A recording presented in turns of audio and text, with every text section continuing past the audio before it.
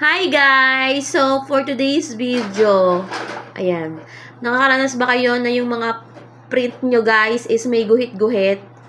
So, kami ganun yung ginawa namin. Naglagay na rin kami ng ink. Pero may guhit-guhit pa rin talaga. So, ang ginawa namin guys, inopen namin yung para lang to sa may Epson L3210 ha. Ewan ko lang dun sa iba. So, ganito yung print niya. Ayan guys, ganyan yung print niya. So, may guhit-guhit siya na ganyan. Magpiprint kasi ako sa mga photo paper, so dapat hindi ganito. So, ang ginawa namin, nilinis niya yung loob na yan. Binuksan niya yan. Tapos, naglagay rin kami ng ink. Ayan, binuksan namin yan. Tapos, naglagay rin kami ng ink. Although, puno pa naman talaga. Pero, pinuno pa rin namin. Ayan. Tapos, ito na. Sa settings din, paipakita.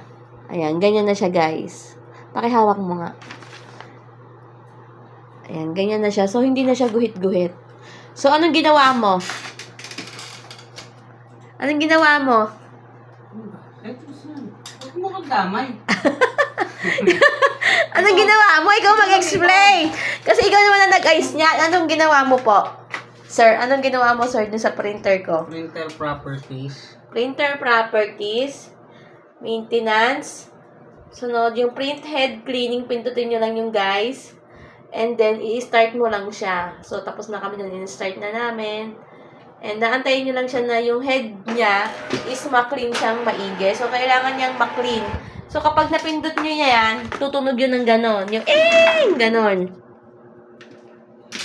So, ito po yung mga ginagamit naming ink. So, mga original to guys. Hindi ako nabili sa iba. Sa mismong Epson na official store lang. This is 280 pesos each or 250 yata. So, ganyan siya. So, pinuno namin ng pinuno. Yung aming... Ayan o, pag nagaganyan siya, ibig sabihin guys, ayan o, nagsisimula siyang mag-clean. Ayan. So, ayan. Tapos makikita nyo siya dito. Ganyan siya. So, antayin nyo lang siyang matapos. Ayan. So, ayan lang guys. So, sana na may natutunan kayo kung paano maglinis ng Epson L3210. Sa mga gusto po ng ganitong printer, yung mga gustong magsimula ng kanilang printing business or ganun, mas okay po ito. Kasi parang nabili ko to ng 8,000 pesos lang.